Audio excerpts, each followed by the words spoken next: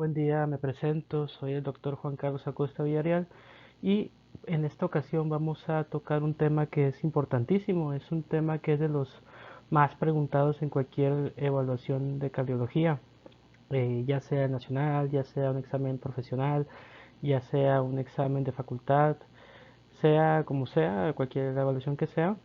Este tema es de los más preguntados o que seguro te van a preguntar en el examen nacional de cajón, y también en exámenes de profesionales.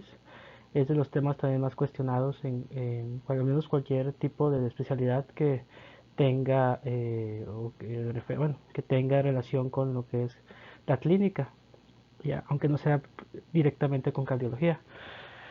Entonces, y aparte, este tipo de situaciones de esta patología llegan muy frecuentemente a lo que es urgencias, ya sea en un hospital grande o en alguna clínica chica o en algún pueblo, o sea, zona rural, o sea donde sea que te encuentres. Si eres médico, que está en lo que es este lugar de urgencias, es segurísimo que al menos un paciente con este padecimiento te va a llegar en el transcurso de la semana. Eh, ya si no es así, al menos en el mes te tiene que tocar un paciente, pero es hasta eso mucho lapso de tiempo el mes para que no te llegue, o bueno, más bien es muy poquito que te llegue nada más uno en el mes. Esto es de perdido uno por semana que te pueda llegar con este tipo de padecimiento o algo relacionado con este padecimiento. Entonces, por eso es que es muy importante entenderlo bien, saber los puntos clave más importantes, saber cómo se trata, en fin, o sea, saber el tema lo más exacto que se pueda saber, digamos los puntos más importantes y tenerlos bien presentes. Entonces, vamos a iniciar con el tema y empezamos con esta imagen de acá, que es importante entenderla para poder entender lo que ocurre acá. O sea, es importante saber qué es lo normal para poder identificar qué es lo que no es normal.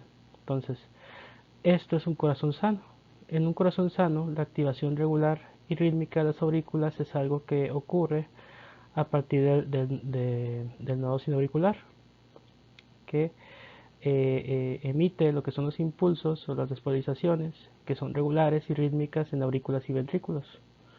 Y a consecuencia de esto tenemos aquí un PQRST normal, la onda PQRST, y luego el espacio o intervalo regular, las R's que son regulares, la presencia de la onda P, y vuelve otra vez a estar el QRS normal, bueno, PQRST normal, PQRST normal, PQRST normal, y bueno, esto digamos que es lo que debería de ser, ¿no? Y luego tenemos este otro escenario que es cuando ocurre una fibrilación auricular. Cuando ocurre una fibrilación auricular tenemos que hay una activación irregular y expansión por las aurículas. Y esto lo que va a provocar, por tanto, son contracciones rápidas y que son irregulares tanto de aurículas como de ventrículos. Y es aquí donde tenemos esto. O sea, esta imagen no está desenfocada, está así de forma, digamos, intencionada, para poder entender esto de las contracciones irregulares y rápidas, porque es así como se nota el corazón, totalmente desordenado y latiendo de forma desorganizada. Entonces, ¿qué es lo que ocurre a nivel del electrocardiograma? Bueno, a nivel del electrocardiograma tenemos que las R's, o los intervalos RR van a estar totalmente irregulares, o sea, no es como los bloqueos o en otro tipo de patologías que a pesar de que están con cierta irregularidad guardan un cierto patrón. Acá en este caso no, o sea, es un patrón totalmente irregular, o sea, no hay ondas R que estén con intervalos parcialmente regulares. Están todos los intervalos RR desorganizados, irregulares, y además vamos a encontrar que la onda P no va a estar ahí, sino que va a ser sustituida por lo que se llama onda F o onda de fibrilación, que voy a explicar en qué consiste esta onda F un poco más adelante. Pero es importante entender esto de que los intervalos RR van a estar completamente desorganizados.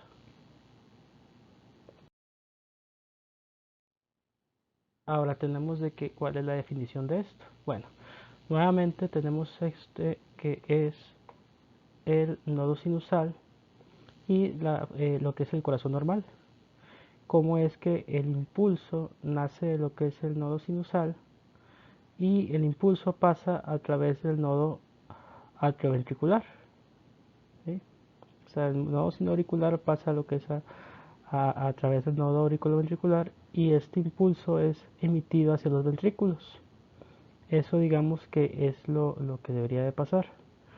Pero en la fibrilación auricular ocurre que hay impulsos que son de fibrilación auricular. ¿Qué son estos? Pues son impulsos que son caóticos totalmente. Estos impulsos caóticos que se inician en las aurículas van a pasar a través del nodo auriculoventricular y se van a emitir hacia los ventrículos, provocando impulsos ventriculares rápidos y desorganizados. Por eso les comentaba que son impulsos desorganizados tanto en las aurículas como en los ventrículos. Y acá está la definición que se da en el texto.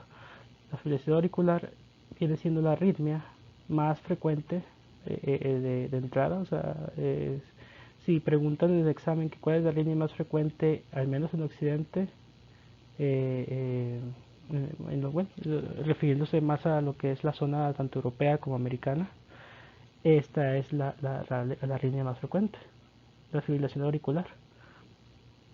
Se produce cuando se altera la secuencia de activación del corazón y una parte del mismo, que en este caso son las aurículas, mandan al resto del corazón múltiples estímulos de forma irregular. Como consecuencia de estos estímulos, pues ¿qué va a pasar? Pues que el corazón se va a acelerar y perder la regularidad de los latidos. Y acá lo comentan como dos tipos de fibrilación auricular. Lo que es la paroxística, que se llama así porque aparece y desaparece, y la duración es variable. O sea, paroxística se refiere a que no tiene un orden de aparición, sino que aparece de repente. O persistente permanente, que es la arritmia que es constante sin que en ningún momento reaparezca nuevamente el ritmo cardíaco normal. O sea, esto se podría decir que es algo así como la fibrilación auricular crónica. Entonces, para su diagnóstico únicamente es necesario un electrocardiograma. Y ahorita vamos a ver cómo se ve en el electrocardiograma la fibrilación auricular o cuáles son sus características.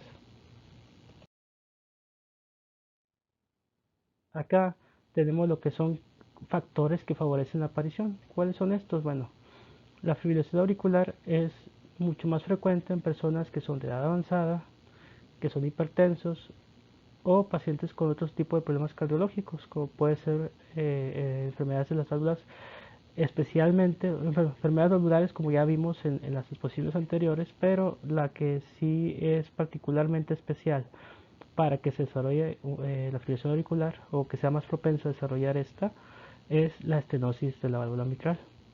Ese es, digamos, donde ocurre más frecuentemente que si tenemos este tipo de padecimiento, se acompaña con frecuencia de la fibrilación auricular. Entonces, en este tipo de pacientes que tienen estenosis de válvula mitral hay que estar pendientes de que no desarrollen fibrilación auricular. En personas jóvenes, la arritmia se asocia a lo que es el consumo de alcohol. Esto es bien importante porque se ha notado que sí, esto se ve muy frecuentemente en jóvenes que son alcohólicos. Y por ello también se le llama la arritmia de sábado a la noche. ¿Por qué? Porque hay pacientes jóvenes que pueden desarrollar la arritmia solamente por un día en que pues se excedieron en lo que es el consumo de alcohol. Entonces, ¿cuáles son los efectos que va a haber sobre el corazón? Bueno, la principal consecuencia sobre el corazón es que se acelera el ritmo cardíaco. ¿Y qué va a pasar? Pues que aparecen frecuencias en reposo superiores hasta 100 latidos por minuto. Además de estos, como les comentaba, se pierde la sincronía de la contracción. O sea, aparece lo que es un pulso totalmente irregular.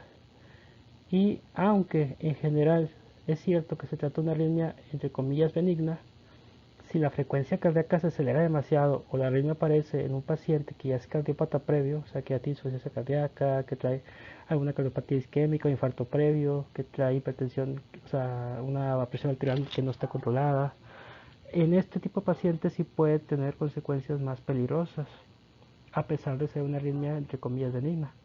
Y acá lo vemos otra vez, lo que les comentaba, las ondas R regulares, que esto es en un corazón normal, y como es que acá ya el intervalo de ondas R se vuelve irregular y las ondas P desaparecen y son sustituidas por ondas F. que ahorita vamos a ver cuáles son las características de estas ondas F. Pero acá vemos lo que es el cambio, como es que acá la frecuencia es de 350, 175, 300, 150, 175 latidos por minuto.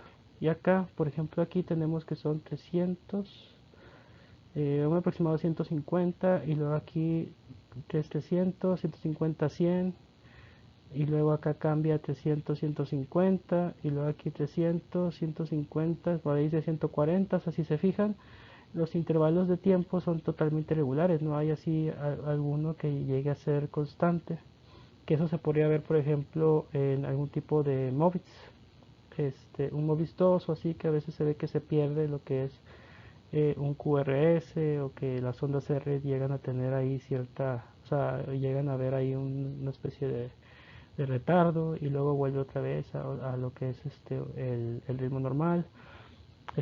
O sea, se tienen sus diferencias a lo que es otro tipo de arritmias, que es principalmente esta característica de que las ondas R son completamente irregulares. Ahorita vamos a ver esa característica más a fondo.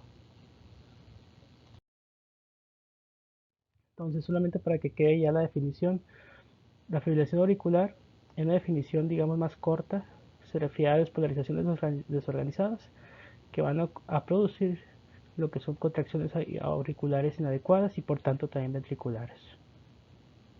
Entonces, para que quede la definición de este padecimiento de esta manera.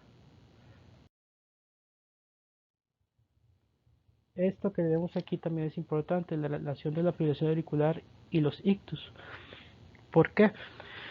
Porque, como dice aquí el texto, la fibrilación auricular es un factor que es importante e independiente de riesgo para lo que es el ictus. Una fibrilación auricular que no haya sido diagnosticada es una causa probable de numerosos ictus embólicos que son de origen indeterminado. A este tipo de ictus se les llama ictus triptogénicos. Y un ictus puede ser la primera manifestación de la fibrilación auricular. O sea, para que chequen ese dato, o sea, puede ser que no se manifieste la fibrilación auricular como tal, o que el paciente tenga fibrilación auricular pero no sea consciente de esto hasta que ocurre lo que es el ictus, que va a ser la primera manifestación de que el paciente tenía una fibrilación auricular. Pero consideremos ahí que cuáles son las consecuencias del ictus. O sea, tanto puede ser un ictus leve como puede ser un ictus severo con daño cerebral importante. Entonces, esa es la importancia de esto. O sea, si nos esperamos a que ocurra el ictus, pues sí puede tener consecuencias muy graves en nuestro paciente, para su calidad de vida general. Entonces, es mucho mejor diagnosticar la fibrilación auricular desde antes y prevenir que ocurra el ictus, a que ocurra el ictus y ya, mira, pasó esto porque tenía fibrilación auricular. Para que nos demos una idea de qué tanta relación tienen estos dos padecimientos, bueno, es 5 veces más probable que ocurra el ictus en pacientes con fibrilación auricular. Estamos hablando de 5 veces más probable que una población normal. Aproximadamente uno de cada 5 ictus isquémicos está causado por fibrilación auricular. O sea, de cada 5 ictus que te llegan, que son de tipo isquémico, que, o sea, que tienen relación con lo que es algún tipo de embolia, tenemos que de esos 5 al menos uno sí fue causado de forma secundaria por la fibrilación auricular. Entonces, por eso también esto es bien importante. Acá lo asocian con lo que es el ictus isquémico, porque la fibrilación auricular te va a lanzar muchos, bueno, va a lanzar muchos émbolos, o se desarrollan los trombos en esta zona, y luego a causa de las contracciones y todo esto que es irregular y desorganizado, se desprenden los émbolos. Y estos émbolos son los que causan finalmente los ictus isquémicos a nivel cerebral. Entonces, ahí está la importancia de esto. Y ahora tenemos esto también importantísimo. Los ictus que están relacionados con fibrilación auricular están asociados con hasta un 50% de mortalidad en menos de un año. O sea, el paciente que te llega con ictus que se relaciona con fibrilación auricular, la mitad de estos pacientes se te va a morir en menos de un año. Así pues de feo está la situación, o digamos de importante que tengamos en cuenta esta patología. Entonces, este dato que no se les vaya a olvidar, o sea, los ictus que están relacionados con fibrilación auricular estos pacientes, o sea, este paciente que tienes aquí, de que te llegó, de uno de cada 5 pacientes que tienen tos isquémica, bueno, este paciente que te llegó, este uno, tiene 50% probabilidad de morirse en menos de un año. O sea, tiene un volado de probabilidad de que se pueda morir en menos del año en que pasó este ictus. Entonces, por eso es bien importante para diagnosticar el padecimiento y darle tratamiento antes de que ocurra, digamos, el ictus, porque ya que ocurre el ictus, entonces ya estamos en riesgo de esta situación. Entonces, para que quede también pues bien entendido, la fibrilación auricular, como les comentaba, va a ser la arritmia más frecuente que vas a encontrar en la práctica clínica. Ya sea que estés en consultorio, ya sea que estés en urgencias, donde estés, va a llegarte al menos un paciente en algún momento con fibrilación auricular, y estamos hablando de que te va a llegar un paciente en lo que es la semana. Si estás en alguna zona con población al menos de mediana a grande, y si es población pequeña, al menos uno al mes te va a llegar con fibrilación auricular. Puede que lo notes, puede que no, o sea, porque puede ser que te llegue con el ictus y no te diste cuenta que tenía fibrilación auricular, pero es segurísimo que al menos si estás en una comunidad pequeña, un paciente al mes te va a llegar con esto. Si es una comunidad de mediana a grande, uno a la semana fácil.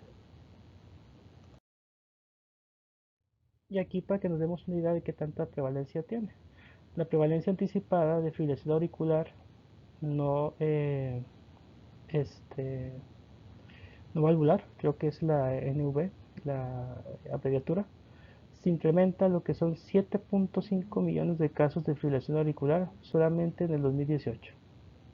7.5 millones de casos. Entonces, esto para que lo tengamos bien presente. Estamos hablando de 7.5 millones de casos de fibrilación auricular y solamente esto es 2018, porque ahorita que estamos en 2020 puede que haya aumentado. Y de estos, 25-38% no está diagnosticado. O sea, son pacientes que te van a llegar con el ictus o que llegaron con el ictus, y no se les ha diagnosticado la fibrilación auricular. Estamos hablando de que de cada 10, 4, de 3 a 4 pacientes no se les había diagnosticado la fibrilación auricular y llegaron con lo que es un ictus para que llegaran al diagnóstico. Ahora, los pacientes con fibrilación auricular, como les había comentado, tienen 5 veces más riesgo de sufrir un ictus. 5 veces nada más, o sea, es mucho, mucho el riesgo, digamos, de lo que aumenta de sufrir el ictus en comparación con un paciente sin fibrilación auricular. Y como les comentaba, se duplica porque, como se había comentado, es el 50% de probabilidad de morir en menos de un año. Entonces, se duplica en estos pacientes el riesgo de morir a causa del ictus. O sea, estos pacientes se te pueden morir a causa del ictus y con un doble de riesgo de que esto suceda a comparación con lo que es un paciente sin fibrilación auricular. Entonces, por eso es que es importantísimo entender bien este padecimiento y diagnosticarlo a tiempo, antes de que te llegue el paciente con ictus, diagnosticarlo en algún tipo de chequeo de rutina, o que sepas identificar posibles síntomas que te puedan orientar a que pudieras tener este tipo de diagnóstico. O en todo caso, en pacientes que tienen antecedentes de cardiópata, o que tienen, por ejemplo, hipertensión o alguna condición de tipo cardiológica, hacerles lo que es un electrocardiograma, si está en mucho riesgo, al menos al mes, para estar ahí revisando que no te desarrolle algún tipo de presión auricular. O cada 6 meses en todo caso, si no es paciente de riesgo, pero que sí tenga padecimiento cardiológico previo. Entonces, para que estemos ahí al pendiente y checar que no desarrolle fibrilación auricular para que no ocurra esto del riesgo del ictus y que pueda morir nuestro paciente. Ahora, bueno, ya tenemos ahí bien entendido que es un factor de riesgo importante para el ictus, pero ¿cómo está la relación hombre-mujer? Bueno, tenemos que la fibrilación auricular se diagnostica más en hombres que en mujeres, o sea, es más común que tú diagnostiques la fibrilación en los hombres que en las mujeres. Sin embargo, las mujeres tienen un mayor riesgo de ictus que los hombres, y a su vez también tienen el mayor riesgo de que este ictus sea mortal en comparación con los hombres. O sea, si bien los hombres son los que son más frecuentemente diagnosticados, es hasta cierto punto bueno porque los pacientes se diagnostican antes de llegar al ictus. Pero la mujer, si bien no tiene o no se diagnostica con tanta frecuencia, son las que tienen mayor riesgo de llegar con ictus relacionado con la fibrilación auricular y también más riesgo de fallecer por este mismo ictus porque no se diagnostica a tiempo. Entonces, ¿de qué estamos hablando aquí? Estamos hablando de que la mujer digamos, se infradiagnostica o se menosprecia la posibilidad de enfermedad cardiológica. O sea, se tiene más atención en enfermedades cardiovasculares en los hombres que las mujeres porque tendemos a pensar que los hombres son los que tienen más posibilidades de desarrollar este tipo de enfermedades que la mujer. Pero es importante saber o tener bien presente que la mujer tiene su riesgo sobre todo después de la menopausia. Entonces, porque pierde su protección cardiológica por los estrógenos. Entonces, no hay que menospreciar el padecimiento o digamos, quitar la importancia en lo que sí es de sexo femenino, decir, bueno, es mujer, entonces ellas no desarrollan con frecuencia patologías cardiovasculares, eso es un error. En mujeres, sobre todo que pasan de la menopausia, es importante también estarlas monitorizando con el electrocardiograma si es que son pacientes con factores de riesgo. Entonces, tenerlo bien presente y saber que no porque sea mujer tiene menos riesgo de enfermedad cardiovascular. Ya después de pasado la menopausia tiene el mismo riesgo que el hombre de desarrollarlo. Y ten cuidado porque esta paciente tiene más riesgo pues por lo tanto, por lo mismo de que no se diagnostica, tiene más riesgo de los ictus y también de que estos ictus puedan llegar a ser mortales. Entonces, tiene tanta importancia estar al pendiente de los hombres como de las mujeres con factores de riesgo. Y aquí tenemos lo que son los patrones de edad. El riesgo de desarrollar fibrilación auricular evidentemente que aumenta con la edad y inclusive se duplica cada década después de cumplir los 50 años, o sea, cada 10 años que pasan se duplica la posibilidad de que tengas fibrilación auricular. Entonces, ¿qué? Bueno, entonces en pacientes que ya son pacientes de tercera edad, tienes que estarlos revisando con el electrocardiograma de forma regular, como mínimo una vez al año. Estar revisándolos de que tengan su electrocardiograma normal. Y si tienes el electrocardiograma ahí en tu consultor, en tu consulta, lo tienes así disponible o lo tienes el instrumento a la mano, pues lo ideal sería que en cada consulta le hicieras su electrocardiograma de revisión. Si es que tú tuvieras el aparato de electrocardiograma ahí en tu consultorio. Y sobre todo si está en un paciente mayor de 50 años. Ahora que si pasa los 50 años y ya tiene 60, 70 o entre más, o sea, entre más edad tenga, más al pendiente debes de estar de este paciente. Y bueno, o sea, si tienes la posibilidad de tener el cardiograma en tu consultorio, pues es lo mejor, o sea, tener ahí el instrumento y estar así haciendo tus revisiones a pacientes de tercera edad, cada consulta, para que no se te vaya a escapar ninguno con fibrilación auricular. Y acá lo tenemos, de 50 a 59 años aproximadamente, uno de cada 200 pacientes tienen la fibrilación auricular. Cuando son más de 65 años, estamos hablando de uno de cada 20 va a presentar fibrilación auricular. Ahora que si el paciente tiene más de 80 años, ya estamos hablando de una cosa ya bien crítica, porque estamos hablando de que aproximadamente uno de cada 10 de tus pacientes va a tener fibrilación auricular. Entonces, chéquense cómo va aumentando de forma exponencial o sea, se duplica con cada 10 años lo que es la posibilidad de fibrilación auricular. Y eso es importantísimo porque estamos hablando de que con la edad se te va aumentando la posibilidad de que tu paciente pueda tener este tipo de padecimiento. Chéquense cómo va, de 50 a 59 años es uno en 200, luego más de 65 ya estamos hablando de uno de cada 20. Y ya de más de 80 años estamos hablando de uno de cada 10, o sea, por cada 10 viejitos que ves de más de 80 años, uno de ellos tiene fibrilación auricular. Y uno de ellos puede desarrollarte un ictus y uno de ellos se te puede morir por el ictus mismo, por no haberle tratado la fibrilación auricular a tiempo. Entonces, por eso es que en este tipo de pacientes es muy importante estar haciendo su revisión de electrocardiograma para estar al pendiente y de detectarlo, darle su tratamiento con tiempo para que no lleguemos a este punto de que lo identifiques porque le pasó un ictus o en el peor de los casos que fallezca por un ictus a consecuencia de una fibrilación auricular no identificada a tiempo. Y tenemos que aproximadamente una de cada 4 personas de 40 años o más va a desarrollar fibrilación auricular a lo largo de su vida. Y aquí es donde tenemos la importancia máxima de esta enfermedad. O sea, ya no estamos hablando de sexos, estamos hablando de nada. Estamos hablando de que en población general, uno de cada 4 de nosotros de 40 años o más va a desarrollar fibrilación auricular en algún momento de su vida.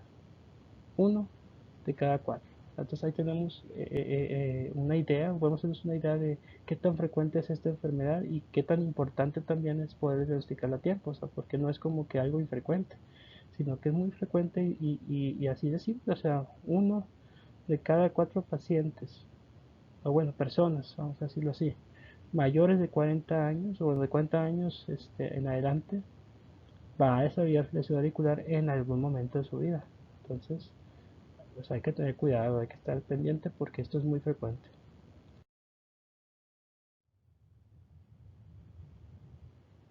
¿Cuáles son los síntomas de la fibrilación auricular? Bueno, no siempre se presentan, pero los síntomas que pudiéramos llegar a identificar son palpitaciones, que es lo más frecuente, mareo o sudoración, fatiga, que se relaciona a lo que es cansancio al realizar cualquier tipo de actividad física, o dificultad para respirar. Es cierto que este tipo de síntomas pueden también estar relacionados con otro tipo de patología cardiovascular, o sea, desde lo que es una estenosis, alguna insuficiencia, etcétera, ¿no? Pero siempre debemos de tomar en cuenta o tener en la mente que pudiera tratarse de fibrilación auricular también. Entonces, ¿qué es lo que debemos de hacer? Bueno, ante un paciente con este tipo de síntomas, lo primero es hacer un electrocardiograma, como digamos de cajón, para saber orientarnos a qué tipo de padecimientos nos estamos enfrentando. Una persona, esto es bien importante tenerlo bien en cuenta también, una persona con fibrilación auricular, además del ictus, es 5 veces más propenso a tener un infarto. Entonces estamos hablando de 5 veces más propenso a tener ictus y 5 veces más propenso a presentar un infarto. Entonces, por eso es que es bien importante identificar esta fibrilación auricular para darle tratamiento antes de que lleguemos al ictus o lleguemos al infarto. O sea, por eso es bien importante identificar esta patología, porque es frecuente y porque aumenta muchísimo el riesgo tanto de ictus como de infarto. Entonces es una enfermedad que sí llega inclusive a matar a mucha gente y es por eso que es importante identificarla.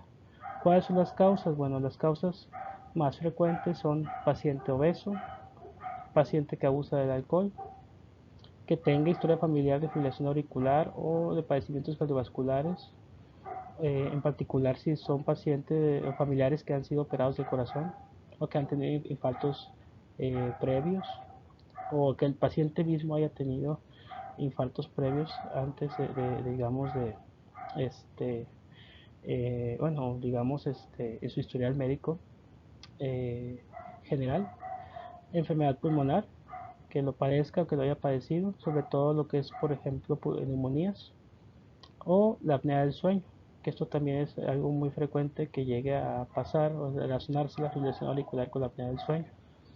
Todas estas causas pueden causar la fibrilación auricular, ya sea que estén solas o que estén combinadas, porque pues lo más común es que sea un paciente que tenga todo, que sea obeso, que tenga apnea del sueño, que consuma alcohol, porque esto es bien frecuente en la población, sobre todo de acá de Monterrey, y que tenga algún tipo de patología cardiológica previa o que tenga historia familiar de fibrilación auricular o de padecimientos cardiovasculares en general. Entonces, pues sí tenemos que la población inclusive que tenemos en general es pacientes que tienen factores de riesgo en una gran mayoría. Entonces, es importante por eso también tenerlo en cuenta. Y esto es bien importante, o sea, las relaciones. La enfermedad cardíaca hipertensiva y la enfermedad coronaria son las asociaciones de enfermedades crónicas más comunes en pacientes con fibrilación auricular en países desarrollados. Entonces, ¿qué es lo que quiere decir esto? Bueno, lo que quiere decir es que la enfermedad de tipo hipertensiva, o sea, pacientes que son hipertensos, y la enfermedad coronaria, o sea, pacientes con angina de pecho o con síndromes coronarios agudos, como la angina ya sea es estable o, bueno, por más razón inestable, son asociaciones de enfermedades que son crónicas, que son más comunes en pacientes con infección auricular. Como es de crónico, pues bueno, estamos más que nada hablando más bien de angina estable o de enfermedad hipertensiva. Cualquier paciente que tenga hipertensión o angina de pecho tiene un riesgo considerable de desarrollar en algún momento fibrilación auricular. Entonces, en estos pacientes son los que debemos de tener más especial cuidado de que lleguemos a desarrollar este tipo de patología que esté asociada con lo que se hace hipertensión o con el angina de pecho.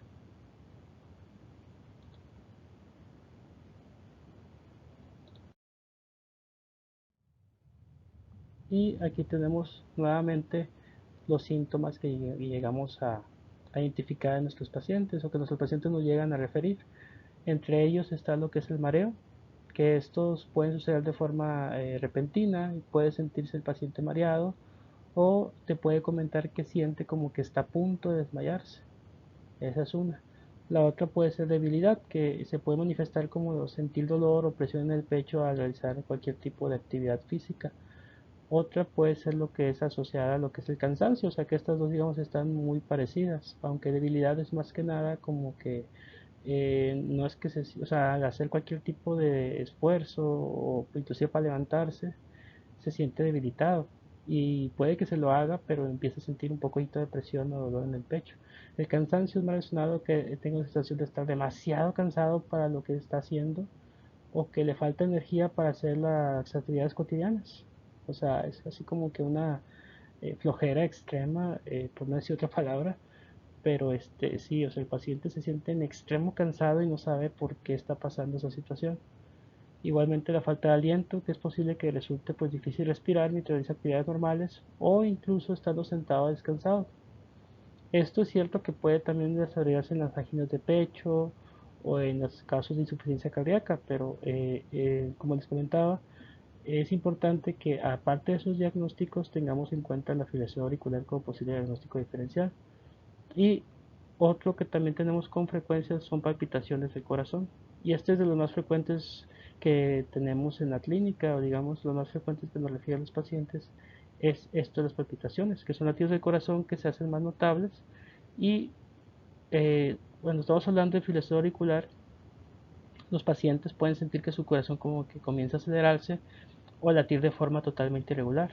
Pueden sentir como una especie de latido repentino, palpitante, una sensación como de carrera en el pecho, que esto es así como que se empieza a acelerar progresivamente el corazón. Entonces, es ese tipo de sensación muy frecuente la que se relaciona con lo que es fibrilación auricular y que el paciente generalmente te refiere que siente. Entonces, bueno, solamente para volver a recordar lo de las ondas F. Las ondas F se refiere a oscilaciones de baja amplitud, o sea, que son, baja amplitud se refiere a que son ondas cortas, o sea, no son alargadas como la onda R, sino que son más como ondas P chiquitas, por decirlo de alguna manera, que no son ondas P propiamente, o sea, por eso son ondas F, ondas de fibrilación, pero son de baja amplitud similar a las ondas P, aunque son un poquito todavía más de baja amplitud que la onda P, y son con frecuencias de 300 a 600 hitos por minuto, o por decir algo, 300 a 600 latidos, vamos a decirlo así, por minuto, aunque bueno, lo más correcto sí sería decir así, hitos, 300 a 600 hitos por minuto de estas ondas, o sea, que están seguidas, haz de cuenta que están una sobre otra. Por decir un ejemplo, voy a ponerlos aquí abajo, están una de baja amplitud, luego pasa otra, tengo mal pulso, entonces así como que no me sale muy bien, entonces luego sale otra, otra, otra y otra, y así se va, o sea, están casi pegadas y son de baja amplitud, por eso es que son de 300 a 600 ciclos por minuto. Y a eso se refiere la fibrilación auricular. Ahorita en la próxima imagen vamos a ver estas ondas F de forma más bonita, digamos, más entendible que esto que hice este garabato, pero solamente era pues para que se dieran una idea de cómo se observa. Entonces vamos ahorita a checar. Y aquí lo tenemos. Tenemos lo que es el ritmo sinusal normal y el ritmo de fibrilación auricular. Y estas que vemos aquí son las ondas F que estábamos ahí comentando. Estas de acá son las ya famosas ondas F. Acá lo tenemos, F.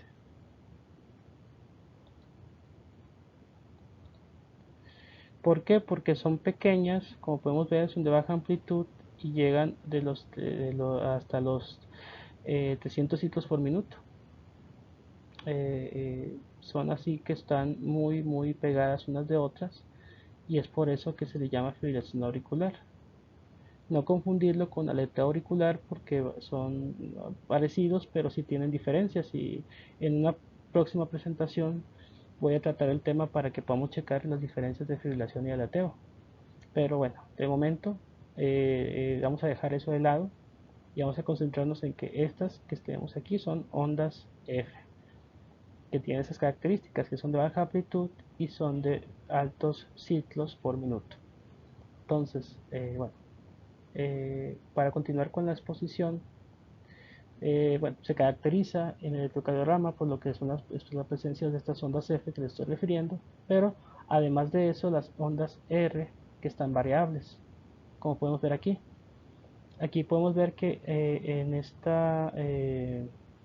bueno, en este que es el normal, tenemos unas ondas R regulares. Tenemos que es 300, 150, 100, cerca de 75 latidos por minuto, 300, 150, 175, 300, 150, 175, se mantiene constante, 75 latidos por minuto aproximadamente.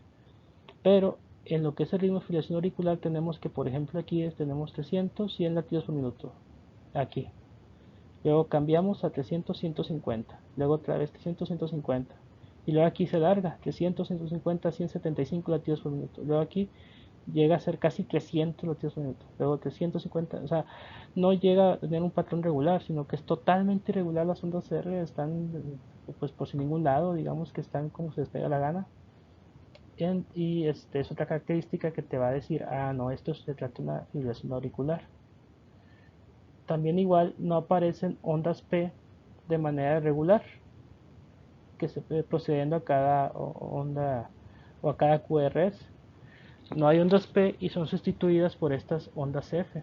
Entonces esa es otra característica, que no encontramos ondas P propiamente, o sea, estas no son ondas P, sino que son las llamadas ondas F, y hay veces que pudiera ser que en alguno pudieras encontrar de repente alguna onda P esporádica, pero lo común es que no aparezca, no aparecen ondas P precediendo a cada QRS, sino que encontramos estas ondas que son las ondas F. Y bueno, lo que les comentaba, o sea, es, cerca de un 10% de las personas que son mayores de 80 años van a presentar esta arritmia. Por eso es importante que hagamos electrocardiogramas a estos pacientes y los identifiquemos a tiempo. Pero pues ya, bueno, con esto termino aquí lo que es la presentación del electrocardiograma de la fibrilación auricular, porque espero que haya quedado más o menos entendido las características principales. Muchas veces lo que se hace es que se agarra un papel y en este papel ponemos lo que es un ritmo, digamos, regular, o encontramos ahí donde hay algún tipo de, digamos, algún tipo de derivación en la que encontremos los ritmos más regulares, por decirlo de alguna manera. O ponemos ahí lo que es las ondas R en el papel, los puntos donde se están midiendo, digamos que donde podemos ver la regularidad de las ondas R. Y este papel lo ponemos en donde tenemos el patrón de las ondas irregulares y vemos si es que coincide con lo que tenemos arriba, o lo que digamos con la longitud de las ondas R. O podemos también poner lo que es digamos, eh, un trozo, digamos, ponemos nada más lo que es una parte de lo que es la derivación. Ponemos ahí pintando las ondas R o poniendo puntos sobre las ondas R y lo comparamos con lo que es otra derivación, o digamos el patrón que sigue, y vamos viendo si es regular o si se repite. Y si no se repite y es totalmente regular, pues estamos hablando de lo que es fibrilación auricular. A lo mejor no se entiende muy bien el ejemplo, pero esa es una forma, o sea, digamos que esa es una manera que se puede identificar, pero también simplemente podemos estar midiendo lo que son las ondas R, cuánto cambia de una a otra y darnos cuenta de que es un patrón totalmente regular. O podemos notar las ondas F y también eso nos da una idea. Y solo como forma de ejemplo, este trazo que vemos acá también es otro ejemplo de fibrilación auricular. Podemos ver igualmente las ondas F como las ondas R están irregulares. Acá vemos un patrón de 300, 150, 100, cerca de 75, luego cambia a 350, 100, 75, 60, luego cambia a 300, 150, 100, luego cambia a 300, 150, 100, 300, 150, 120 aproximadamente, pero vemos que las ondas R también están igualmente irregulares, la presencia de las ondas F y bueno, digamos que son las características principales y pues igualmente que no hay una onda P como tal, sino que son más bien ondas F y no ondas P, las que preceden a lo que es el QRS. Entonces, solamente para que nos quede bien claro, es importante que recordemos que la fibrilación auricular es la arritmia crónica más frecuente y su incidencia y prevalencia aumentan conforme la edad va aumentando y afecta más comúnmente a personas mayores de 65 años. Entonces, bien importante saber identificarlo y, por tanto, también saber darle tratamiento oportuno.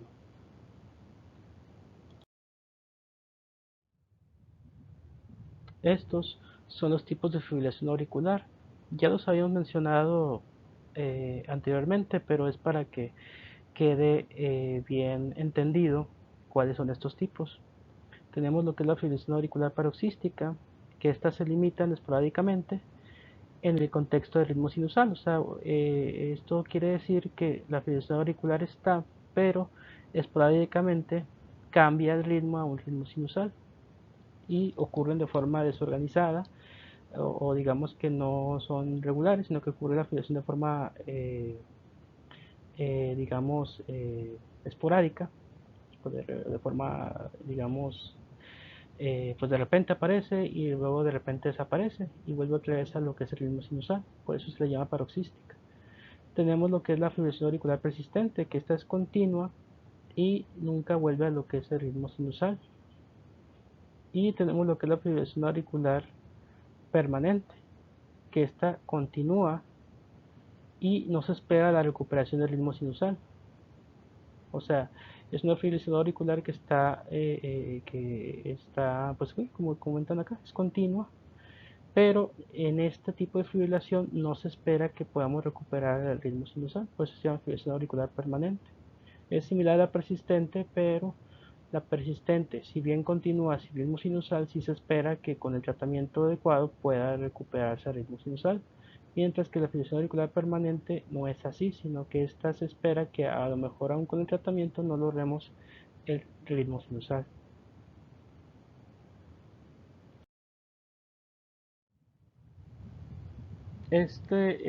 Digamos, esquema que vemos aquí es importante que lo entendamos bien, entonces voy a tratar de explicarlo lo más despacio posible para que quede bien entendido y que estos puntos queden, digamos, bien estudiados, porque si son importantes todo lo que vamos a estar observando aquí.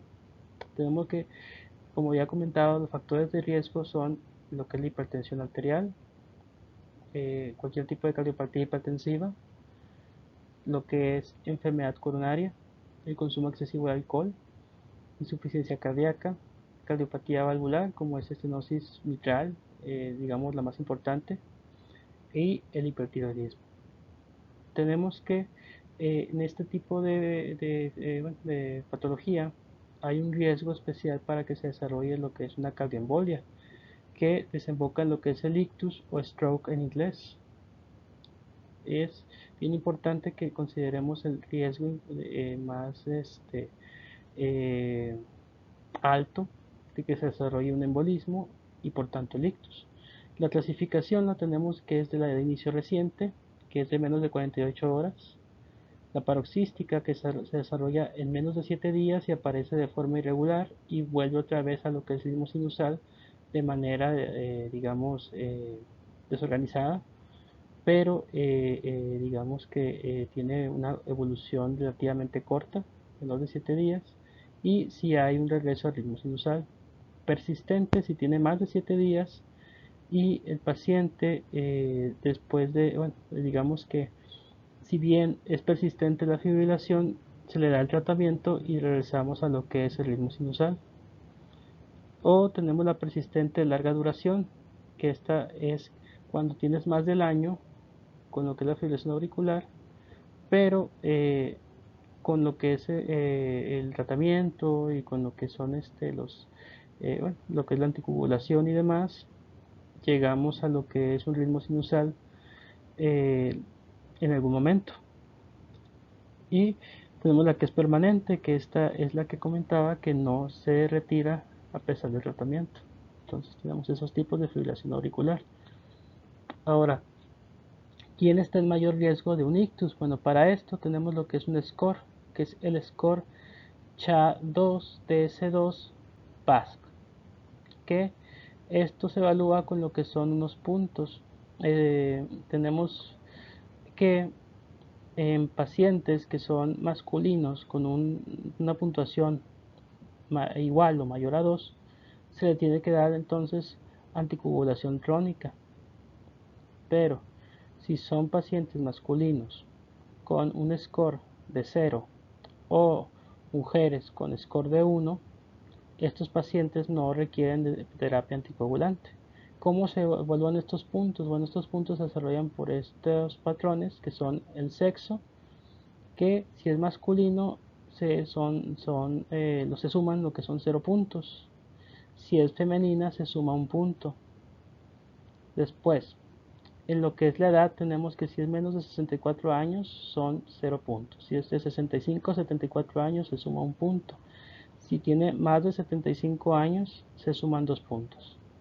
Consideremos acá que estamos hablando de que si la mujer tiene más de uno, ya con eso es suficiente para que tenga anticoagulación crónica. Entonces tenemos que la mujer ya tiene un punto de entrada. Entonces ya nada más necesita cualquiera de estos otros para que ya se dé al paciente a la que se le tiene que dar anticoagulación, porque tiene un mayor riesgo de ictus. Comorbilidades, bueno, existen comorbilidades como por ejemplo ya sea hipertensión, diabetes, algún tipo de stroke previo, alguna enfermedad vascular, se le suma un punto por cada una de las comorbilidades que tenga. Y tenemos que, como ya les había comentado, el score se basa en que si es hombre con score de 2 más, tenemos que dar terapia con anticoagulante de forma crónica. Si es un paciente que es masculino con score de 0 o mujeres con score de 1, a estos pacientes no se les requiere que se tengan terapia con anticoagulante. Entonces, este, digamos, es uno de los escalas que se pueden utilizar para determinar si el paciente va a requerir anticoagulación crónica o no, en base a estos criterios.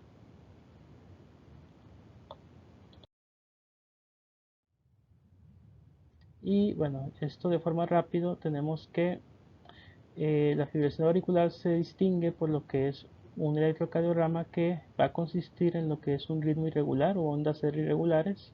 No hay onda P y la presencia de ondas llamadas F. A veces, no es siempre, pero es con frecuencia que ocurre. Pero la característica que sí es importante es que no hay existencia de ondas P y si hay un ritmo irregular totalmente. Ahora, ¿Qué es lo que va a desarrollar la fibrilación auricular? Pues lo que va a desarrollar es turbulencia, éstasis sanguínea, y esta turbulencia, éstasis sanguínea va a promover la formación de trombos.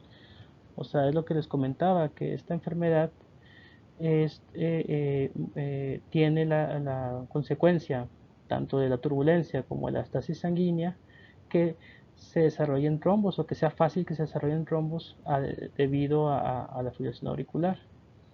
Y estos trombos van o se expulsan al torrente sanguíneo y se convierten en lo que son émbolos, que van a llegar a lo que es las arterias pequeñas cerebrales y provocar finalmente el ictus o stroke.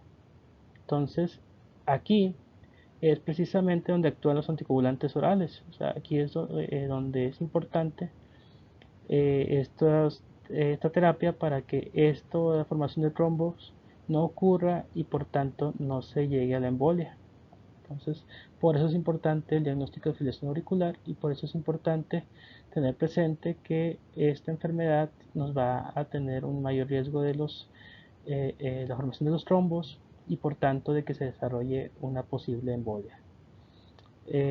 Acá lo que nos va también a dar de consecuencia es que disminuye el volumen al final de la diástole, disminuye el gasto cardíaco y esto, si existía una insuficiencia cardíaca, la puede empeorar o si no la tenía, la puede provocar. Entonces, tenemos eso en cuenta y aquí tenemos nuevamente los criterios que teníamos, que es que si es el sexo, que si es hombre o mujer, es de 0 a 1 punto, las edades, las comorbilidades que suman un punto de lo que es la escala que les había comentado, y tenemos que un hombre con puntaje mayor o igual a 2 requiere anticoagulación crónica. Un hombre con puntaje de 0 o mujer con puntuación de 1 no requiere anticoagulación. Entonces también tener esto bien en cuenta para determinar si el paciente va a requerir anticoagulación crónica o no. Pero la verdad es que la gran mayoría de pacientes con fibrilación auricular, yo diría que más del 50%, fácil 70-80% va a requerir anticoagulación crónica de cajón. Aquí tenemos otro esquema de la fibrilación auricular.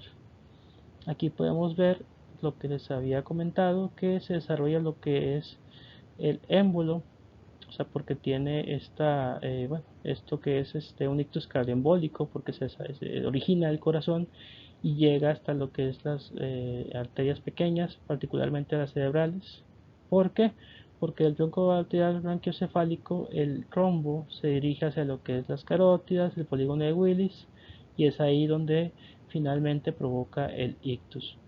Aquí tenemos lo que es el electrocardiograma, que ya lo hemos estudiado, es arrítmico totalmente, no hay ondas P y hay ondas F, que son ondas de fibrilación, que pueden estar o no presentes, pero lo que sí va a estar constante es lo de las R arrítmicas y la ausencia de ondas P. ¿Qué ocurre? Pues ocurre que la aurícula no se contrae y en vez de contraerse más bien vibra. Entonces esta vibración es a lo que se le llama la fibrilación. El flujo sanguíneo va a estar totalmente turbulento y esta turbulencia va a hacer más propensa a la formación de trombos. Estos trombos se convierten en émbolos y lo que ya comentaba, se convierte después en un émbolo que se va hacia lo que es las arterias pequeñas cerebrales y provoca finalmente el ictus. Y en algunos pacientes, el 50%, ya vimos que puede provocar la muerte por el mismo ictus. Entonces, ¿cuál es la solución a esto? Pues fácil, bueno, entre comillas fácil, la anticoagulación. Es anticoagular con lo que son inhibidores de vitamina K, como puede ser la warfarina, entre otro tipo de anticoagulantes. Y aquí tenemos que aumenta el INR de 2 a 3. Igualmente, puede ser desde la warfarina a otro tipo de anticoagulantes, pero que tengan la característica de ser inhibidores de la vitamina K. Acá vemos que tenemos el nodo sinusal que no sirve y la válvula aórtica puede ser ahí de una triválvula, y el QRS es posible que desarrolle impulsos de escape más inferior al nodo el nodo sinoauriculoventricular. Entonces tenemos que estas digamos pequeños circuitos de reentrada van a provocar estas que llamamos ondas F. Es a consecuencia de estos circuitos de reentrada que se desarrollan estas que no son ondas P, sino que son ondas F, pero es a consecuencia de estas reentradas de circuito intraauriculares. Y tenemos ahí que el ritmo ventricular irregular se va a desarrollar porque estos circuitos de reentrada van a provocar, por tanto, una presencia de descargas despolarizantes que también van a ser irregulares para los ventrículos. Y aquí tenemos cuáles son los encadenantes de fibrilación auricular, pues ya los que habíamos visto: hipertensión arterial, insuficiencia cardíaca, arritmias supraventriculares, hipertiroidismo, alcohol o drogas estimulantes como puede ser la cocaína, el crack, lo que es el rico, la pierra, etcétera, el cristal. Todo esto puede hacer descarga simpática intensa y provocar entonces o desencadenar la fibrilación auricular. Igualmente está el EPOC, la hipertensión pulmonar, el tromboembolismo pulmonar, la cirugía cardiovascular, enfermedad coronaria, en fin, y las enfermedades que son de valvulopatías, en particular la estenosis mitral. Y es la pregunta: ¿anticoagulamos a todos los pacientes con fibrilación auricular? No a todos, solamente si la escala de CHA2 TS2 vascular PASC es mayor o igual a 2, excepto si tenemos que hay un riesgo de hemorragia mayor. O sea, si hay un riesgo de que pueda el paciente sangrar mayor o igual a 3, que es otra escala que se tiene, el Hasblet, que creo que más adelante tengo la explicación de a qué se refiere esto. Pero si el paciente tiene un riesgo de hemorragia mayor, ahí sí, entonces no se les da anticoagulantes. Hay que ver también eso, porque si el paciente tiene más riesgo de que pueda desarrollar algún tipo de hemorragia cerebral, pues entonces no se le da anticoagulante. Hay que valorar también eso. Tenemos aquí que tenemos la escala SHA2-TS2 BASC. Y hay que pensar en cuando usamos esta escala, hay que pensar en cosas como son el aumento de la tensión, la edad, que si es de 75 años se le suman 2 puntos, si es de 65 a 74 es un punto de hipertensión. Si se asocia a lo que son arterias tapadas, que esto qué quiere decir, bueno, si las arterias tapadas, la asociación que vamos a tener es la diabetes mellitus, que eso es frecuente, que si hay diabetes hay arterias tapadas. Si hay insuficiencia vascular periférica, enfermedad vascular, es probable que sí existan o que haya más probabilidad de arterias tapadas. O si tenemos lo que es un ataque isquémico transitorio, un accidente cerebrovascular o una tromboembolia, y es del sexo femenino, sobre todo si fuma, si es, pues, como les comentaba, si es posmenopáusica o si toma anticonceptivos orales, pues con más razón tiene más riesgo de que se puedan desarrollar arterias tapadas. O si cambia la estructura del corazón, que esto ocurre si es que el paciente tiene insuficiencia cardíaca, ya sea hipertrófica o dilatada. Y el puntaje aquí es que si es de 1, pues hay que dar ahí una antiagregación plaquetaria. Si es mayor o igual a 2, aquí entonces no es antiagregación, sino que es anticoagulación, que tiene diferencias, porque antiagregante plaquetario estamos hablando de lo que es el ácido acetilsalicílico, que ese se puede utilizar en pacientes que tienen solamente un punto, pero pacientes que tienen más o igual a 2 puntos, ahí sí se requiere anticoagulación y aumenta el INR de 2 a 3. Y aquí tenemos lo que es la escala ASBLIT, que esto es lo que nos determina si hay un riesgo mayor de sangrado. Entonces, aquí qué es lo que debemos de pensar. Pues debemos de pensar en cosas que alteren la tensión arterial. O sea, si el paciente tiene factores que puedan alterar su presión arterial, entre ellas, pues evidentemente la hipertensión arterial, que el paciente tenga una edad mayor de 65 años que tenga una mala función renal o insuficiencia renal, ya sea aguda o crónica, con mal control, o digamos que tenga una creatinina elevada, lo que es el accidente cerebrovascular hemorrágico, que tenga antecedentes de haber tenido este tipo de accidente cerebrovascular, o antecedente de hemorragia propiamente, ya sea de cualquier tipo. Y hay que pensar también en cosas que alteren la coagulación normal. O sea, ya estamos aquí viendo cosas que pueden alterar la tensión arterial nada más. Pero también hay que tomar en cuenta cosas que alteren la coagulación normal. Entre ellas está la mala función hepática, o sea, que no hay factores de coagulación, lo que es un INR labi, y también el consumo de drogas o alcohol, que a su vez puedan hacer que ocurra una mala función hepática y por tanto que no haya factores de coagulación adecuados. Y esto hace pues que se altere la coagulación normal. Entonces, un puntaje que de estos que sea mayor de 3 desemboca en lo que es un alto riesgo de hemorragia o un mayor riesgo de hemorragia que, por tanto, puede matar o incapacitar al paciente en caso de que se desarrolle una hemorragia. Y por tanto, en estos pacientes no hay que usar anticoagulantes. Entonces es importante tener todos estos factores en cuenta antes de anticoagular a tu paciente, en caso de que tenga una fibrilación auricular. Entonces, el principal factor de riesgo para una enfermedad vascular cerebral es la hipertensión arterial, tanto para lo que es el tipo aterosclerótico hemorrágico y en la lipogielianosis de los infartos lacunares. Pero la fibrilación auricular y el infarto de miocardio reciente, esos lo son para la enfermedad vascular cerebral de tipo embólico. Entonces, esto es importante. O sea, nuevamente volvemos a lo que es el ictus. El ictus tiene un mayor riesgo de ser desarrollado a causa de fibrilación auricular o infarto al miocardio reciente. Y es donde con más frecuencia se puede desarrollar una enfermedad vascular cerebral de tipo embólico. Entonces, nuevamente volvemos a lo mismo. O sea, la fibrilación auricular tiene un riesgo alto, hasta 5 veces más alto de desarrollar ictus, así como lo es también el infarto al miocardio reciente. Y aquí está la explicación. ¿Cómo es que la fibrilación auricular me puede llevar a sufrir un ictus?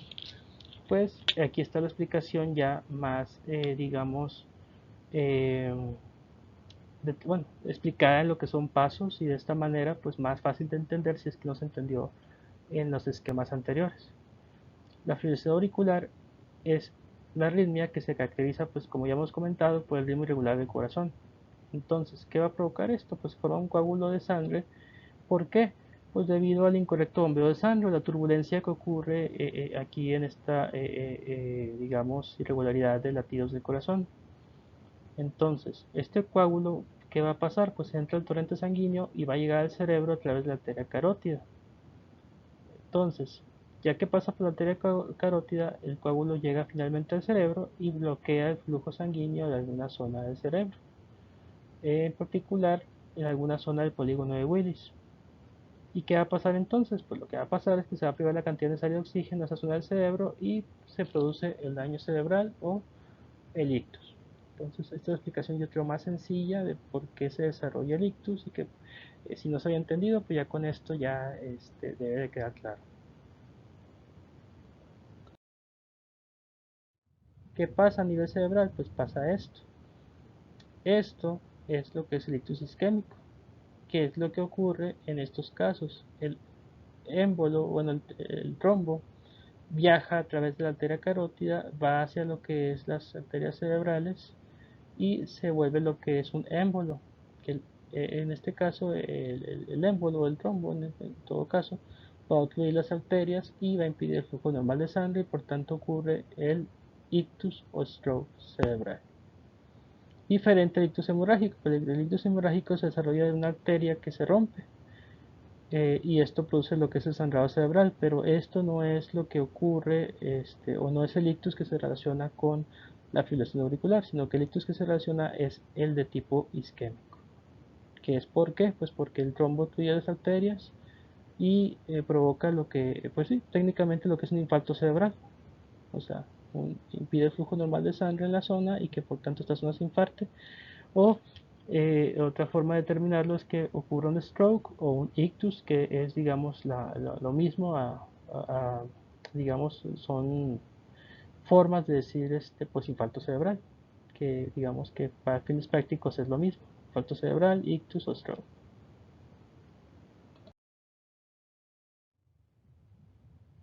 Entonces, tenemos nuevamente esta que es la información de que del 12 al 16% de accidentes vasculares se producen por fibrilación auricular.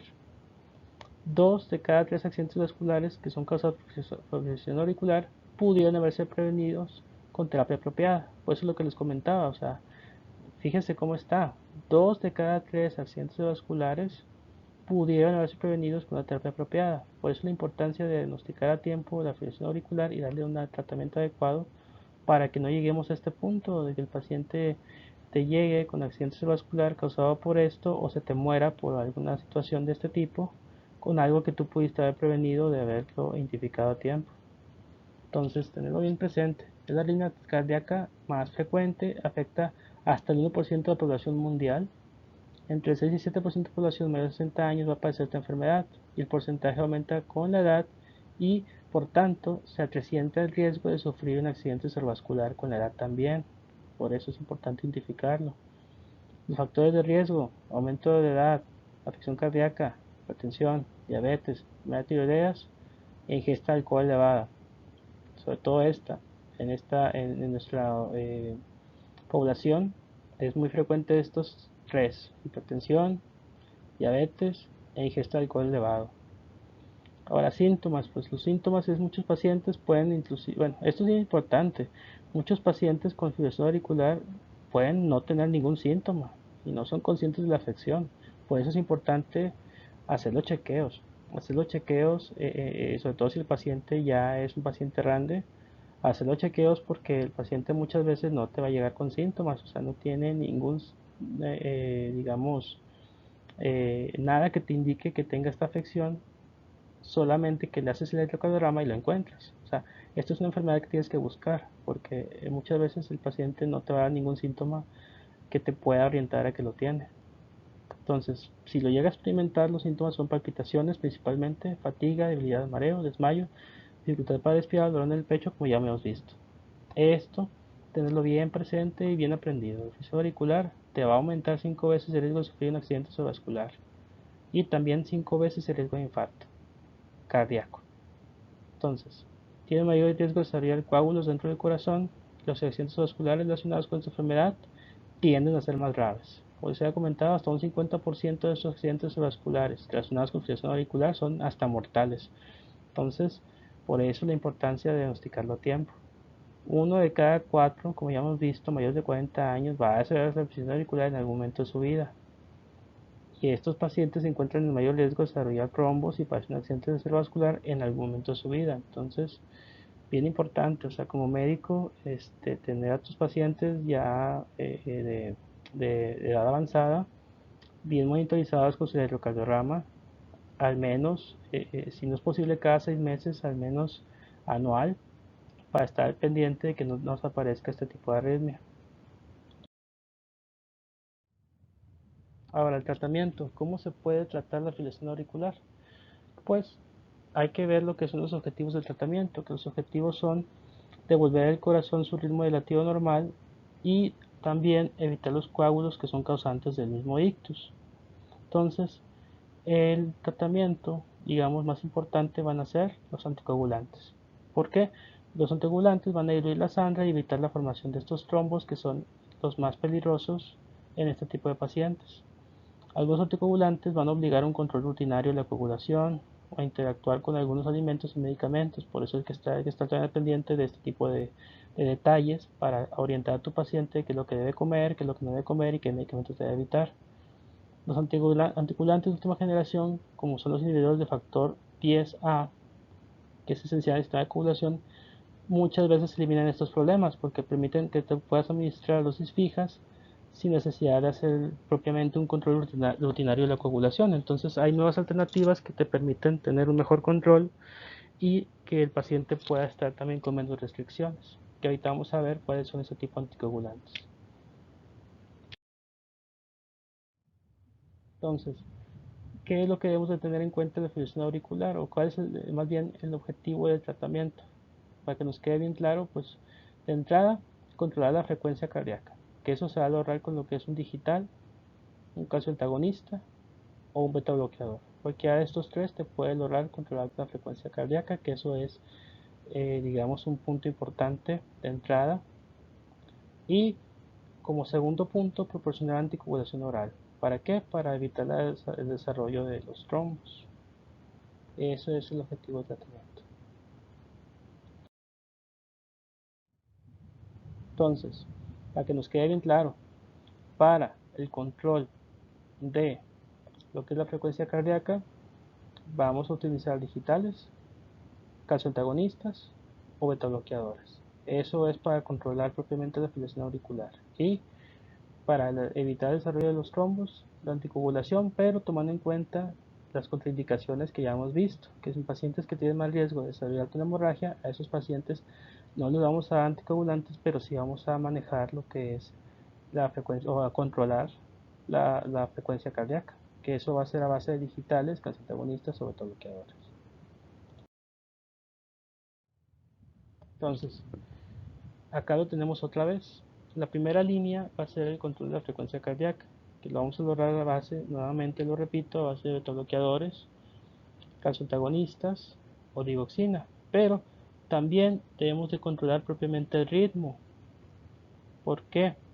Porque no es lo mismo controlar la frecuencia que controlar el ritmo. O sea, controlar la frecuencia se refiere a lo que es la frecuencia cardíaca propiamente, que esté más estable, pero también debemos de controlar propiamente el ritmo cardíaco, o sea, porque puede ser que la frecuencia se reduzca, o sea, que llegues de 300 latidos por minuto a lo que son, por decir un ejemplo, 100 latidos o menos de 100 latidos por minuto, pero dentro de estos 100 latidos por minuto, a pesar de que ya bajaste la frecuencia, sigue estando arrítmico. O sea, sí se puede que tengas una, digamos, frecuencia que no te sube más de 100 latidos por minuto, pero sigue estando irregular. O sea, sigue habiendo patrones de 60 latidos, luego cambia a 80, luego 75, luego se va a 100 y así se va. O sea, de todas maneras está desordenado aunque ya controlaste la frecuencia.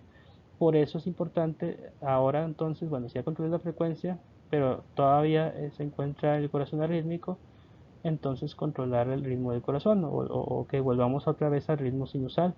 ¿Y cómo hacemos esto? Bueno, lo hacemos a través de los antiarrítmicos, principalmente lo que es la amiodarona, la flecainida, el dofetilide, la propafenona, el sotalol o ya si es que no nos funciona nada de esto, la cardioversión eléctrica. Y tenemos la tercera línea que son las técnicas de ablación. Entonces, tener esto bien presente, que así es como va la primera, segunda y tercera línea de tratamiento. Ahora, esto que vamos a mencionar aquí es bien importante. Eh, la digoxina es, como les comentaba, parte del tratamiento para reducir la frecuencia cardíaca. La digoxina la vamos a utilizar en insuficiencia cardíaca congestiva que tenga una fracción de eyección ventricular izquierda menor de 45% para controlar la frecuencia cardíaca en lo que es fibrilación auricular crónica, ¿sí? Y también cuando existe taquicardia supraventricular contraentrada. Entonces, este es dentro de los tratamientos que son para controlar la frecuencia cardíaca uno de los más importantes o los que tienen de los más efectivos para hacer este control de la frecuencia cardíaca. Y como vemos acá, se usa en pacientes que tienen insuficiencia cardíaca congestiva que, con una fracción de eyección muy bajita, de menos de 45%, pero es igualmente este tratamiento de la digoxina nos controla muy bien la frecuencia cardíaca en los casos que tenemos la insuficiencia cardíaca congestiva y además la fibrilación auricular crónica o una taquicardia supraventricular contraentrada. Entonces es un medicamento que es ideal para pacientes que sí están en malas condiciones ya de por sí cardiológicas. También debemos de tomar en cuenta ciertas contraindicaciones. Por ejemplo, si tenemos lo que es un síndrome de preexcitación, más aparte el flúter o fibrilación auricular, ¿qué medicamentos van a estar contraindicados? Los medicamentos contraindicados va a ser lo que es la adenosina, los bloqueadores de canales de calcio y la digoxina. O sea, en este tipo de pacientes que tienen este tipo de preexcitación combinada con fibrilación auricular, a esos pacientes no les vamos a estar dando digoxina ni tampoco adenosina y bloqueos de canal de calcio. Pero entre los más importantes la dioxina, porque es frecuente que si tiene paciente con fibrilación auricular se tenga tendencia a administrar la digoxina, pero hay que tomar en cuenta este detalle. Si el paciente tiene un signo de precipitación, está contraindicado.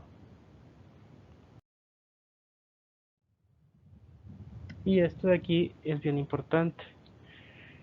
El tratamiento para pacientes con fibrilación auricular y que tienen además insuficiencia cardíaca, entonces aquí el tratamiento va a ser a base de amiodarona.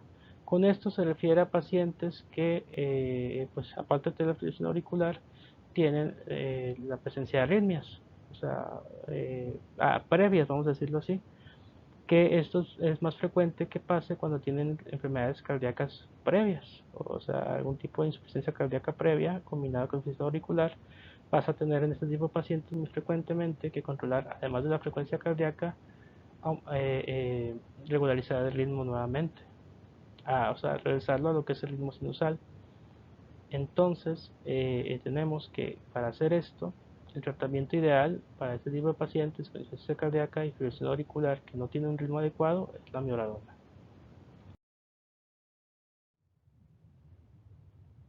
Aquí en esta imagen tenemos los diferentes tipos de antiarrítmicos. Vamos a estudiarlos según lo que es su mecanismo de acción, la clase, las características que tienen, cuál va a ser la indicación y cuáles los tipos de ejemplos de este tipo de medicamentos. Empezamos con lo que son los bloqueadores de canales de sodio. Dentro de estos bloqueadores de canales de sodio tenemos los que son de acción intermedia, que son la clase 1A. ¿Qué es lo que hacen estos? Bueno, lo que hacen estos es retrasar la repolarización y alargar la duración del potencial de acción. ¿Cuál es la indicación para este tipo de medicamentos? Bueno, la indicación para este tipo de medicamentos es en caso de un Wolff-Parkinson-White, en caso de una arritmia ventricular o en el caso de una fibrilación auricular. Y entre estos medicamentos tenemos lo que es la procainamida, la disopiramida o la quinidina. Luego, tenemos los que son de acción rápida, que son los de clase 1B. Seguimos con lo que son los bloqueadores de canales de sodio. ¿Qué es la característica de los 1B? Pues que reducen o cortan el potencial de acción. ¿Para qué se utilizan? Pues se utilizan para lo que es el tratamiento de infarto agudo del miocardio, taquicardias ventriculares y también para el caso de fibrilación auricular. Los medicamentos que son de esta categoría son la lidocaína, la mexiletina o la fenitoína. Después tenemos los de acción lenta, que estos son los de clase 1C y seguimos con los bloqueadores de canales de sodio.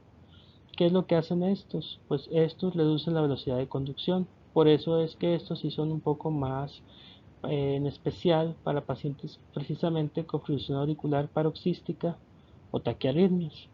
Y entre ellos tenemos lo que es la propafenona, la flecainida o la encainida. Y estos sí son frecuentes que se lleguen a utilizar en este tipo de patología de la fibrilación auricular, sobre todo lo que es la flecainida y la propafenona. Después tenemos lo que son los beta-adrenérgicos, o bloqueadores beta-adrenérgicos, que de estos son los de clase 2. Los de clase 2 disminuyen el automatismo. ¿Y para qué se utilizan? Pues se utilizan para lo que es infarto de miocardio o taquiarritmias recurrentes. Y entre ellos tenemos lo que es el propanolol, el metoprolol, el atenolol, timolol o sotalol, que también es los medicamentos que podemos usar con cierta frecuencia en caso de fibrilación auricular, sobre todo para controlar lo que es la frecuencia cardíaca. Pero tenemos después de otro tipo, que son los bloqueadores de los canales de potasio. De estos son los de clase 3. ¿Qué es lo que hacen? Bueno, estos prolongan la repolarización y duración del potencial de acción. Por eso es que estos también son muy útiles para lo que es la fibrilación auricular particularmente o las taquicardias supraventriculares paroxísticas recurrentes. De los medicamentos que tenemos para esto o de esta categoría es lo que es la amiodarona, que como les comentaba es los que más frecuentemente utilizamos para controlar la fibrilación auricular. Pero también tenemos lo que es la asimilida el bretilio y la ronadarona. Pero digamos que el más frecuente que tenemos a la mano en los hospitales, en las salas de urgencias, es la miodaradona. Y esa la utilizaremos en caso de fibrilación auricular de difícil control. Entonces, ahí tenemos que esa es, digamos, la primera opción para la fibrilación auricular para controlar pues propiamente lo que es el ritmo, si es que no llegamos a un ritmo sinusal. Pero también tenemos como otra clasificación los bloqueadores de los canales de calcio, que estos son los de clase 4. ¿Qué es lo que hacen estos? Bueno, lo que hacen es que deprimen la función de células calcio dependientes, como lo es el nodo sinusal o el nodo auriculoventricular. Por eso tienen especial función también para lo que son las taquicardias auriculares, fibrilación auricular, el flóter auricular o la supresión de lo que es la TPSV, que es la taquicardia paroxística supraventricular. Eh, y para este tipo de medicamentos tenemos lo que es el verapamilo, el diltiazem, el epidil y el mifredadil. Entonces, dependiendo del tipo de fibrilación que tenemos, es que tenemos que elegir qué tipo de medicamentos es el que vamos a utilizar, pero generalmente los que utilizamos con mayor frecuencia es la miodarona, dentro de los que utilizamos con mayor frecuencia. Pero de todas maneras, ahorita vamos a ver un esquema donde vemos cuáles son los que nos recomienda, digamos, las guías de práctica clínica. Que este es uno de los que encontré en lo que es el CTO acerca de esta pregunta de que, bueno, ¿qué tipo de antiarrítmico es el que debería utilizar? Bueno, aquí tenemos la elección del fármaco antiarrítmico y la fibrilación auricular, precisamente para prevenir recurrencias. ¿Qué es lo primero que debemos de cuestionar? Bueno, lo primero que debemos de cuestionar es si existe cardiopatía estructural, o sea, que si existe alguna cardiopatía que altere la anatomía del corazón. Si la respuesta es no o es mínimo, entonces lo que debemos utilizar es el medicamento de la ronedarona. O en su defecto, o sea, bueno, como primera elección tendríamos lo que es la ronedarona. Pero si no tenemos a la mano este tipo de medicación, entonces de segunda elección será la miodarona. O también puede ser el dofetilide o la ablación. Entonces, digamos que este va a ser el camino si es que no tenemos cardiopatía estructural. Si la tenemos, entonces hay que ver a qué tipo de enfermedad está asociada. Si es a insuficiencia cardíaca, si es enfermedad coronaria, si es hipertensión arterial. Vamos a irnos por el camino de la hipertensión arterial. Si está asociada a hipertensión arterial, hay que ver si está con una hipertrofia del ventrículo izquierdo que sea relevante o si la tenemos sin hipertrofia del ventrículo izquierdo. Vamos a suponer que no hay hipertrofia del ventrículo izquierdo, pero sí hay hipertensión. Entonces, ¿cuál es el medicamento que debemos utilizar en la fibrilación auricular para lo que es pues regresar a lo que es el ritmo normal? Pues lo que debemos utilizar es de primera elección la ronedarona. Pero si no tenemos este medicamento a la mano, entonces de segunda elección tendríamos que utilizar la miodarona. O si no, podemos utilizar el dofetilide o la ablación. Entonces tenemos que la miodarona sigue siendo ahí pues nuestro caballo de batalla. Después vamos a suponer que sí tenemos la hipertensión arterial y sí tenemos la hipertrofia ventricular izquierda relevante. Entonces, como primera opción tendremos que utilizar la ronedarona y como segunda elección la miodarona o ablación. Sigue siendo la miodarona una de las opciones que tenemos para este tipo de padecimiento. Después tenemos lo que es está asociada a enfermedad coronaria, o sea, algún tipo de angina de pecho o cualquier otro tipo de enfermedad coronaria, pero digamos que la más frecuente, pues la angina de pecho asociada a lo que es fibrilación auricular. Si este es el caso, de primera elección tenemos que utilizar sotalol o nuevamente ronedarona. Si no tenemos esta medicación disponible, entonces utilizaríamos la miodarona o la ablación. Si seguimos con lo que es la miodarona como de segunda elección, pero siendo adecuado para varios tipos de pacientes con características diferentes, pero sigue siendo de segunda elección, o sea, sigue siendo una opción viable. Y después tenemos lo que es cuando está asociada a insuficiencia cardíaca. Aquí lo que tenemos que ver es si está relacionado a una insuficiencia cardíaca estable, clase funcional 1 o 2, o si estamos hablando de un paciente con insuficiencia cardíaca con clase funcional 3 o 4, o sea que es un paciente que está inestable o que sea inclusive clase 2 pero esté inestable. Entonces vamos a pensar bien y que el paciente se encuentra en un grado estable. Si esto es así, de primera elección tendremos que utilizar la ronedarona, pero si no está disponible, entonces tendremos que utilizar de segunda elección la amiodarona o considerar la ablación. Pero si es un paciente que tiene clase funcional 3 o 4 o clase 2 que es inestable, entonces este paciente de primera elección de cualquier manera será la amiodarona. Y ya de segunda elección aquí sí hay que considerar la ablación si es que no tenemos la amiodarona a disposición. Entonces, como podemos ver, la amiodarona para la fibrilación auricular es uno de los medicamentos más importantes, acompañado de la dronedarona para darle tratamiento a los pacientes de fibrilación auricular. Entonces, tenemos que el antiarrítmico de elección es de primera instancia la dronedarona y de segunda instancia la amiodarona, o para casos muy graves de insuficiencia cardíaca con instabilidad, es de primera elección la amiodarona.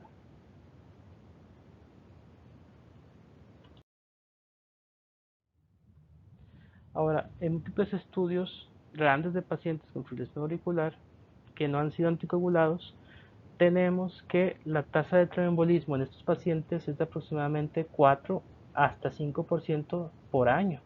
O sea, por cada año que pasa tenemos que es de 4 a 5%. O sea, y va aumentando cada año este 4 a 5% en pacientes que no son anticoagulados y que tienen fibrilación auricular. Entonces, para reducir este riesgo, en casi un 70% de anticoagulación se hace con los medicamentos que son warfarina, dabigatran, rivaroxaban, apixaban o edoxaban. Este tipo de anticoagulación, como les comentaba, nos reduce este riesgo en casi un 70% y por tanto debe considerarse para la mayoría de pacientes con fibrilación auricular no valvular. Entonces, va de nuez. En los pacientes con, o la mayoría de los pacientes con fibrilación auricular no valvular, debe considerarse la anticoagulación porque nos va a reducir el riesgo de tromboembolismo hasta en casi un 70% o más. Y los tipos de anticoagulación que utilizaremos o el tipo de medicamento será warfarina, dabigatran, rivaroxaban, apixaban o edoxaban. Y aquí tenemos el ejemplo del dabigatran, que la marca comercial es el Pradaxar. El dabigatran es un anticoagulante oral de acción directa. Se administra de forma oral y está indicado particularmente en prevención del ictus o la apoplejía y embolia sistémica en pacientes con fibrilación auricular que no tienen afectación valvular. También se utiliza para tratamientos de trombosis venosa profunda y también para tratamiento de embolia pulmonar. Entonces, si tenemos esta opción también es mucho mejor inclusive que la warfarina. Entonces, si la tenemos a la mano, es un anticoagulante que es de acción directa y que tiene un mejor control inclusive que la warfarina. Entonces, si lo tenemos en la mano, pues es una buena opción para utilizar.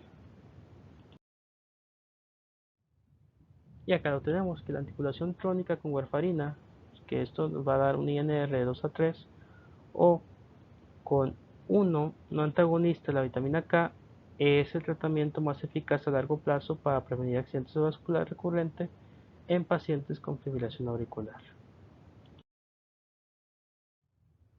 Ahora, esto es un estudio que se hizo en el New England Journal of Medicine.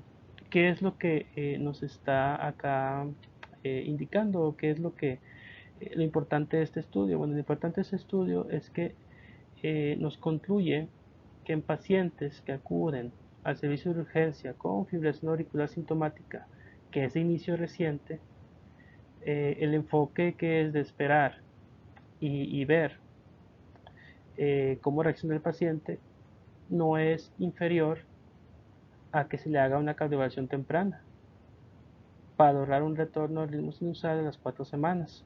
Entonces, ¿qué es la conclusión que tenemos? Bueno, la conclusión que tenemos es que si utilizamos el enfoque de esperar y ver cómo reacciona el paciente en un transcurso de 4 semanas, no es inferior, o sea, no es una mala elección a que se le hiciera la calibración temprana. O sea, inclusive si utilizas un enfoque de esperar y ver, eh, está bien como una medida, o sea, o sea, no es necesario que hagas la calibración temprana, porque no te va a dar un beneficio superior al que solamente esperes y veas si es que retorna al ritmo sinusal en un transcurso de 4 semanas. Entonces, eso es a lo que se refiere el estudio. Aquí lo tenemos, lo que es que está el paciente que se hizo la calibración temprana y la calibración, digamos, eh, retardada, y tenemos que no hay ahí una inferioridad en los dos tipos de conducta. Igualmente acá lo tenemos con lo que es la calibración temprana, que viene siendo lo que es el regreso espontáneo, farmacológico y eléctrico. Y acá está nuevamente cuando se le hace la calibración retardada. Y tenemos que los cambios no son significativos. Entonces tenemos que, por tanto, nuevamente lo vuelvo a repetir, pacientes que acuden al servicio de urgencias con fibrilación auricular sintomática que es de inicio reciente, puedes utilizar un enfoque de esperar y ver y no va a ser inferior a que le hagas calibración temprana para lograr que el ritmo sinusal retorne a las 4 semanas, según este estudio de la New England Journal of Medicine.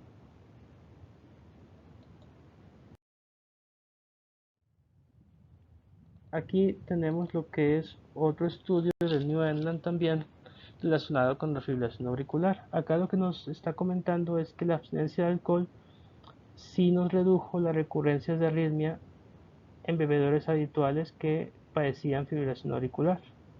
Entonces, se había establecido lo que es la abstinencia alcohólica como una intervención efectiva para disminuir las recurrencias de fibrilación auricular. Y la hipótesis del estudio está clara, ciertamente. Eh, de hecho, el alcohol, pues como vimos anteriormente, es un factor de riesgo de fibrilación auricular que está muy bien establecido. Pero lo que nos haya demostrado tan claramente es que dejar de beber mejoraría el riesgo de recurrencias, que es lo que sí se vio aquí. O sea, dejar de beber sí mejora el riesgo de que pueda recurrir la fibrilación auricular. Ya acá lo tenemos, que en los pacientes con abstinencia y no toma alcohol por al menos 6 meses, tenemos ahí el porcentaje medio de tiempo de fibrilación auricular durante estos 6 meses. Tenemos que aquí fue un 0.5% comparado con un 1.2% de porcentaje de recurrencia. Y aquí está lo que es la fibrilación auricular. La recurrencia fue aquí en pacientes que toman 73% de la recurrencia, y en acá, pacientes con abstinencia de alcohol, 53% de recurrencia. Entonces, vemos que si hay una reducción del 20% eh, en cuanto a las recurrencias de un paciente bebedor a un paciente no bebedor. Entonces, en este estudio se demostró que efectivamente la abstinencia de alcohol, o bueno, dejar de beber, sí nos mejora el riesgo de recurrencia de la fibrilación auricular. Entonces, en este tipo de pacientes es importante darles la indicación de la abstinencia de alcohol para evitar las recurrencias, y que sí es una medida importante. Y aquí les dejo lo que es el estudio para que si lo quieren checar o sacar el DOI, o buscarlo, digamos, ahí por internet y echarle una leída, ahí pues para que lo tengan a la mano, y es un estudio pues que está pues interesante, o al menos checar que pues efectivamente sí es una medida adecuada de la abstinencia de alcohol en este tipo de pacientes. Ya con esto he por terminado el tema. Fue largo, sí fue muy largo este tema, pero es porque sí es un tema importante y que sí se pregunta con mucha frecuencia y que sí tiene que quedar claro todos los conceptos bien entendidos para evitar equivocarnos a la hora de contestar los exámenes. Entonces, con eso termino el tema. Espero que les haya agradado. Dejen sus comentarios, dejen sus sugerencias. Seguimos nuevamente viendo temas. Yo creo que el próximo tema será el aleteo auricular para checar las diferencias con lo que es la fibrilación. Pero ya lo checaríamos ahí en el transcurso de la semana. Les agradezco su atención y estamos en contacto. Gracias por estar al pendiente del canal, por el apoyo y bueno, espero que sigan aquí conmigo en las próximas emisiones. Muchas gracias por su atención y suerte su examen. Hasta luego.